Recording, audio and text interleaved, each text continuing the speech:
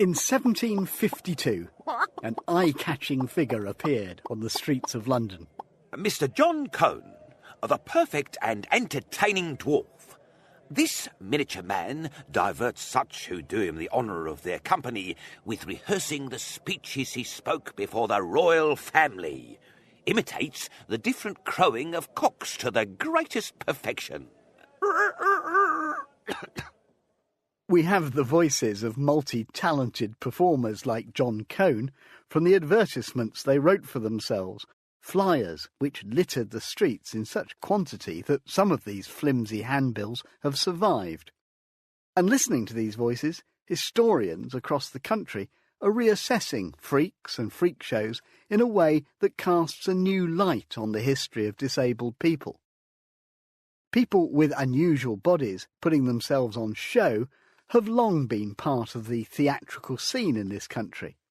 Samuel Pepys went to see A Hairy Woman in 1688. Went into Holborn, and there saw a woman that is to be seen with a beard. She is a little plain woman, a Dane, about 40 years old, with a beard as much as any man I ever saw, black almost, and grizzly. It was a strange sight to me, I confess, and pleased me mightily.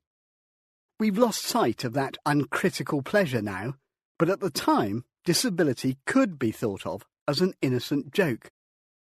Naomi Baker of Manchester University has written about this lost sense of humour about physical differences. I think there was a widespread delight and interest in the irregularities and variety of nature in the 17th century. This perhaps is lessening as the 18th century progresses, but certainly earlier there was a sense of nature as playful, that nature was unpredictable, that there was a lot of variety and unusual forms to be found out there, and people delighted and took pleasure in seeing these forms. And they were openly referred to as jokes of nature, and people didn't think there was anything repugnant about them or sinister about them. They were just parts of the variety of the world, and people wanted to enjoy and look at them. Did the disabled people involved in this, in the freak shows, did they get the joke? Well, I wish we had more access to the archives and their own perspectives. Unfortunately, we have very limited access to that. And unfortunately, again, a large category of the humans who were on display were very young children, often newborn babies with abnormalities, which were known as monstrous births, and often weren't even alive, but were put on display by their parents. And so it was very much a case of people putting other people on display, even their own children, often for quite considerable financial gain. So, I mean, that is something that's really quite difficult for the 21st century mind to get to grips with, isn't it? It's horrific. And even Pepys, although he talks openly about the pleasure of seeing a bearded woman, he also describes some conjoined twins who were put on display in London by their own father. And he describes how these twins died because they were viewed too much. And it's not just the hoi polloi, is it, who go to these things? Well, the sermons and people who criticise this kind of activity, they often talk about the popular pleasure in going to freak shows and in curiosities and how that's a vulgar pastime. But I think it's very interesting to note that the new scientists, the people who were involved in the foundation in the early years of the Royal Society, were also very interested in the curiosities of nature. And they had their own cabinets of curiosity, which involved natural items, including, on occasion, human remains of unnatural or unusual human forms. And they were also very interested in looking at these freakeries of nature, if you like. Looking at the handbills, the advertisements people plastered all over the city, you get some idea of the size, but also the competitive nature of the 18th century freak scene. A little fairy woman, lately come from Italy, being but 2 foot 2 inches high, in no way deformed as the other 2 women are, that are carried about the streets in boxes from house to house. I, a little German woman, the dwarf of the world, may be carried in a little box to any gentleman's house, if desired. Some of it is very troubling to us now. Professor Judith Hawley. You could pay a penny or 6pence and go into a room where lots of freaks were on display and also doing a performance.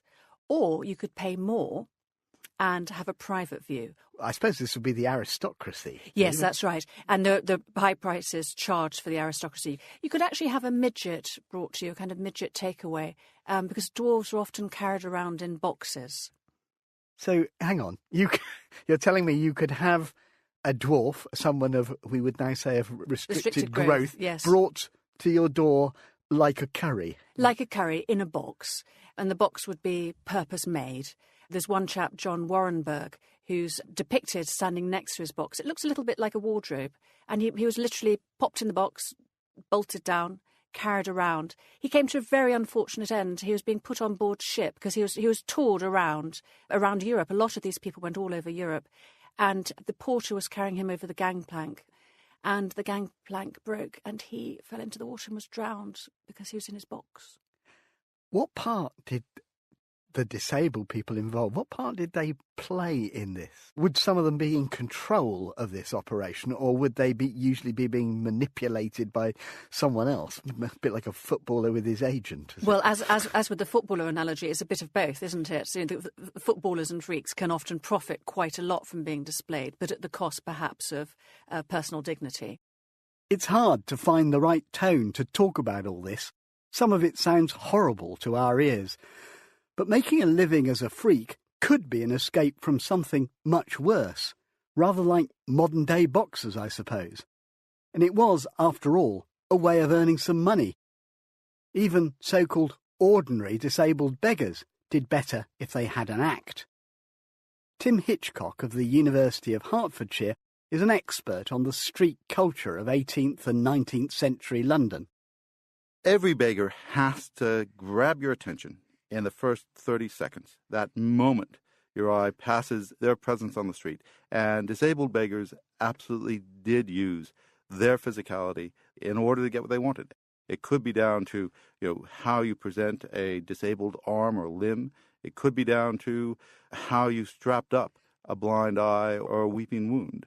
There were people like Charles Wood, for example, who was blind and who in the 1820s made a good living on the streets of London with his dancing dog, the real learned French dog named Bob.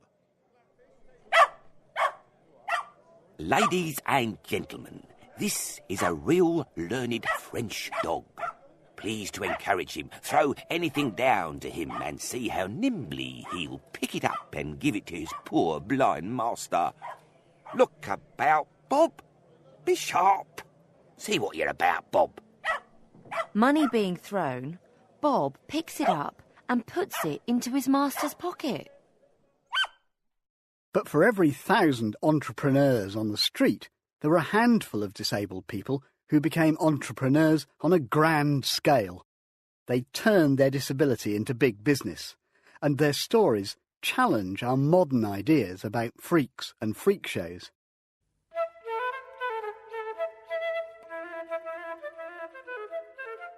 Matthew Bookinger was a kind of 1720s super crip, an extraordinarily successful artist, musician and stuntman. In fact, so many talents, it's hard to describe him. Here's how he described himself. He is the wonderful little man of but 29 inches high, born without hands, feet or thighs. The same little man has been married 4 times and has had 11 children. This little man performs such wonders as have never been done by any but himself. He plays on various sorts of music to admiration, as the oboe, strange flute, dulcimer and trumpet, and delights to make machines to play on all sorts of music. He is no less eminent for writing, drawing of coats of arms, and pictures to the life with a pen. He also plays at cards and dice, performs tricks with cups and balls, corn and live birds, and plays at shuttles or ninepins to a great nicety to the general satisfaction of all spectators. He did with his stumps what many could not do with their hands and feet so well as he. He wrote, cast accounts, and loaded and discharged a pistol, and did never fail of hitting the mark. So there's a man who certainly knew his own worth and was making sure he was well rewarded for it. David Turner of Swansea University has studied this extraordinary man. We don't know exactly how much he was worth, but in his self-portrait he is dressed with very fine clothes, which sort of suggests that he was extremely successful and quite wealthy. I suppose the whole point about Buckinger, in a way, is that it's a whole range of things, isn't it? He's a musician, he's a trickster, he's strong, he's virile, he's kind of got everything except arms and legs, if you like. That's right. He's something of an overachiever, I suppose. But I think that the more serious point is that he is constantly challenging his audience's preconceptions about what it meant to have no arms and no legs, or what it was to live with quite severe disabilities. Historian Julie Anderson included Buckinger in an exhibition of disabled artists and their self-portraits, which is now touring the country. He was not very shy. He did many self-portraits, and in the self-portraits, as he got older, he certainly showed the bottom of his body, his small flipper-like appendages on his shoulders. So I think that he wasn't embarrassed, certainly as he got older. You see him more covered up when he's younger, but he's still sitting there very proudly. And in many ways, he was, perhaps surprisingly, for a man with no arms and no legs, he was a symbol of virility, wasn't he? He certainly was. He is considered very virile. I mean, he is a torso and a pelvis. And, you know, this idea, people were very interested and very concerned about his virility. And I expect proving your virility, one way to do that is obviously to produce all of these children. And one of the sort of jokes about him was that the longest thing on him was his penis. So, I mean, there are quite a lot of Buckingers around, and there are street displays and that kind of thing. So, but who do we think is in control in these kind of situations? Well, I think in the 18th and 19th century, the disabled person was often in control.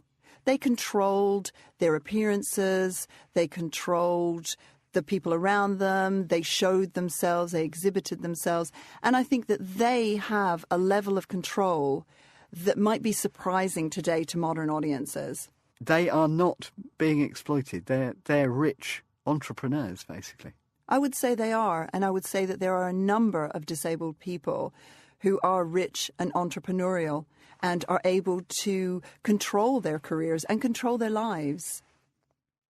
I suspect rich entrepreneurs have always had control over their lives, but it has made me realise that the 18th century in particular was a time when attitudes to disability could be a complex mix of mockery and genuine admiration.